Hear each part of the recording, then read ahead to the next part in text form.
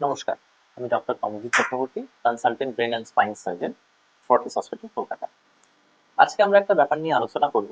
একে আমাদের ভাষায় আমরা বলি মাথা ঘোরা। তো আমাদের কাছে অনেক পেশেন্ট আসেন, এসে আমাদের বলেন যে ডাক্তারবাবু আমার খুব মাথা ঘোরাচ্ছে, এবং এমন মাথা ঘোরাচ্ছে যে 4-5 দিনের জন্য আমি একদম বিছানায় শয্যাশায়ী হয়ে গেছি, কিছুতেই উঠতে পারছি না। তো এটা কি ব্রেন থেকে হচ্ছে? তার মানে কি আমার ব্রেনে কোনো সত্যি প্রবলেম হয়েছে? কেন হয় মাথা ঘোরাটা? দেখুন, এই নিয়ে আমাদের কাছে না প্রচুর প্রশ্ন আসে, আমরা প্রচুর প্রশ্নের জবাব দিই, পেশেন্টরা এসে জিজ্ঞেস করেন।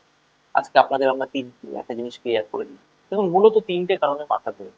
মূলত তিনটে কারণ, এছাড়া আরো অনেক কারণ আছে, কিন্তু মূলত তিনটে জায়গা থেকে আমাদের মাথা ঘোরে। কি কি সেটা?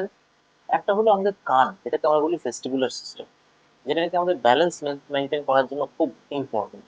ভেস্টিবুলার সিস্টেম, সেই কানের এক ধরনের রোগ হয়, যেটাকে আমরা আমাদের ভাষায় বলি বিনাইন paroxysmal positional vertigo, বিপিপিভি। এটা একটা খুব বেনাইন কন্ডিশন, মানে এটা কিন্তু খুব যে একটা খুব ড্যামেজিং কন্ডিশন তা কিন্তু নয়, কিন্তু এটা একটা ইম্পর্টেন্ট কারণ পেশেন্টদের ইন্টারমিটেন্ট ভার্টাইগো। এটা একটা খুব ইম্পর্টেন্ট কারণ। এছাড়া আরো দুটো জায়গা থেকে ভার্টাইগো। এক, ব্রেন থেকে, যেটাকে আমরা অনেকে দেখবেন বলে যে তার স্ট্রোক হয়েছিল, স্ট্রোক হওয়ার পর থেকে তার মাথা ঘুরছে।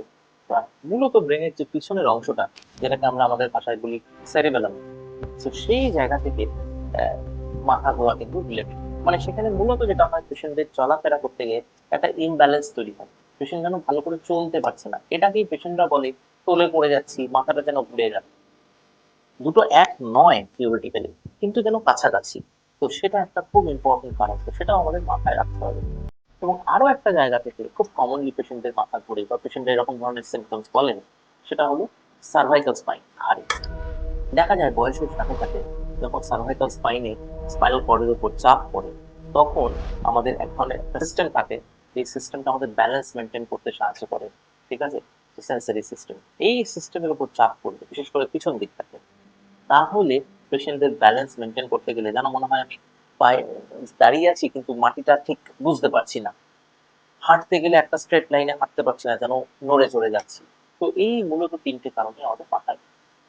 প্রথমে যেটা করতে হবে এরকম ধরনের পেশেন্টদের, আমাদের প্রথমে হিস্ট্রি নিতে হবে, যে এক্স্যাক্টলি কি কি কারণে মাথা ঘুরছে, কেমন ধরনের মাথা ঘুরছে, মাথা ঘোরাটা সাস্টেইন করছে না আস্তে আস্তে কমে যাচ্ছে নিজে নিজে, বা কোনো পার্টিকুলার পজিশনে বেশি মাথা ঘুরছে কিনা, এরকম ধরনের কোনো কোমরবিডিটিস আছে কিনা, কোনো স্ট্রোকের হিস্ট্রি আছে কিনা। এবং তার থেকে আমাদের ইনভেস্টিগেশন করে বের করতে হবে যে সত্যি মাথা ঘোরার কারণটা কি। এবং যদি প্রপার কারণ খুঁজে পাওয়া যায়, তাহলে কিন্তু এর চিকিৎসা সম্ভব।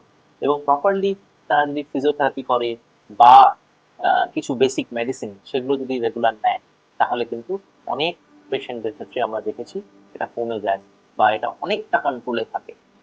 নমস্কার।